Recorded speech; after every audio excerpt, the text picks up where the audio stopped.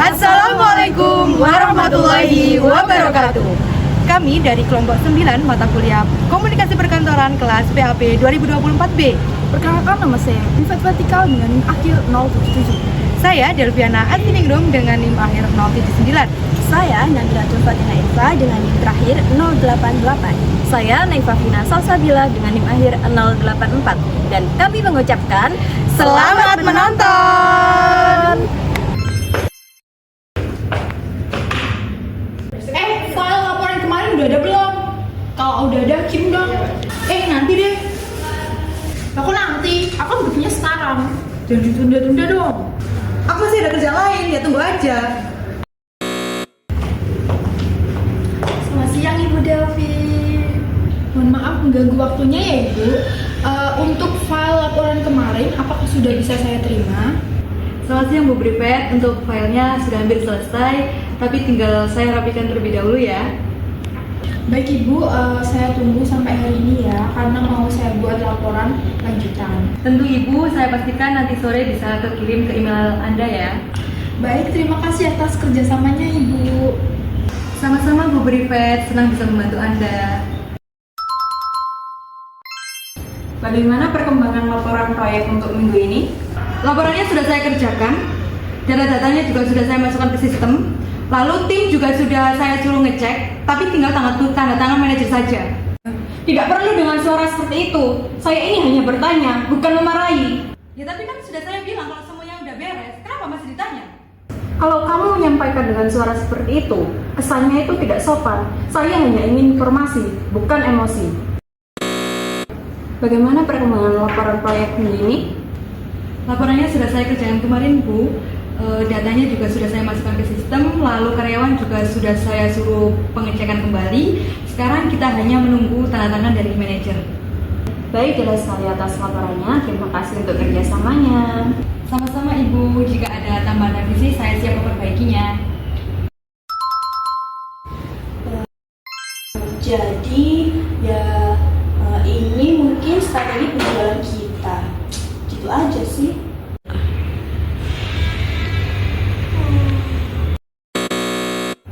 Selamat pagi Bapak dan Ibu rekan-rekan semuanya. Pada kesempatan kali ini saya akan memaparkan strategi penjualan baru. Jadi strategi ini itu difokuskan pada penguatan pemasaran digital untuk menjangkau konsumen lebih luas.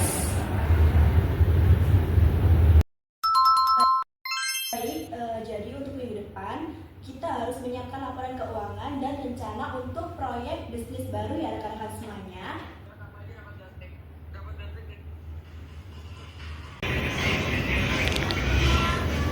Del, kamu denger nggak sih dari tadi main HP terus? Iya, padahal kan ini rapat penting. Iya, aku denger kok. Baik, jadi untuk minggu depan kita harus menyiapkan laporan keuangan dan rencana untuk proyek bisnis baru ya rekan-rekan semuanya. Baik, saya catat untuk laporan keuangannya, nanti saya bantu untuk menghubungi pihak dari akuntansinya. Nah, gitu dong. Terima kasih, Del. Nah, setuju. Kalau kita fokus, kerjaan jadi cepat selesai. Menurut aku, kalau kita promosiin produk lewat Instagram sama TikTok, pasti lebih cepat dapat banyak pelanggan. Gak usah lah, kan gak semua orang main TikTok atau Instagram. Lagian bikin konten tuh ribet banget tau. Tapi kan sekarang gampang, nyari di internet tuh banyak.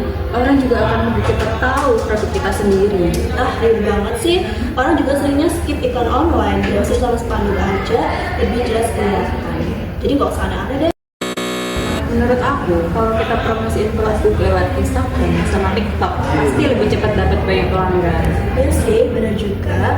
Sekarang juga kan banyak orang yang scrolling medsos setiap hari. Promosi online juga pasti bakal nambah. Tapi aku juga kepikiran deh soal biaya sama waktu bikin konten. Gimana kalau kita itu mulai dari kecil-kecilan dulu, kayak upload seminggu sekali, tapi tetap pakai brosur buat pelanggan lama. Nah itu setuju banget aku. Jadi bisa coba pelan-pelan tanpa terlalu berat. Menurut aku desain kemasan produknya tuh lebih bagus warna cerah nggak sih? Kayak misalnya warna kuning atau warna orange gitu loh, biar kelihatan lebih menarik. Warna cerah itu nomor 4. Pokoknya kan bagus itu warna hitam. masuk akal deh.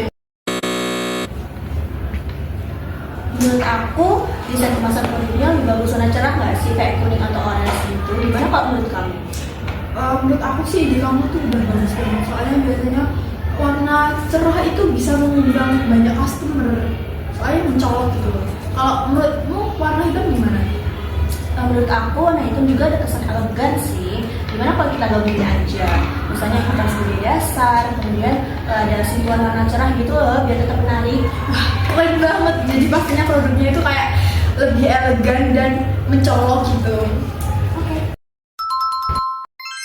Menurut saya untuk acara promosi bulan depan itu kita mengadakan pameran di aula kantor saja. Dari pengalaman tahun kemarin itu cara ini cukup efektif dan menarik banyak. Pameran itu ribet gak sih? Lebih baik langsung buat diskon besar-besaran aja. Itu kan lebih efektif. Tapi saya belum selesai bicara. Kenapa kamu memotong?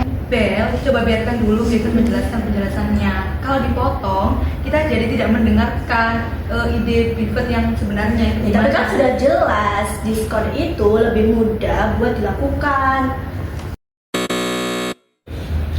Menurut saya, untuk promosi bulan depan itu kita mengadakan pameran di aula kantor saja. Karena dilihat dari tahun kemarin, dengan cara ini sangat efektif dan menarik banyak pelanggan.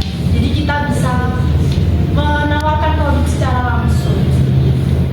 Itu ide bagus sih. Kalau boleh menambahkan ya, selain pameran, mungkin kita juga bisa memberikan diskon khusus untuk pengunjung supaya semakin tertarik untuk membeli produk dari kita. Betul, kalau pameran digabungkan dengan diskon nanti hasilnya akan lebih maksimal.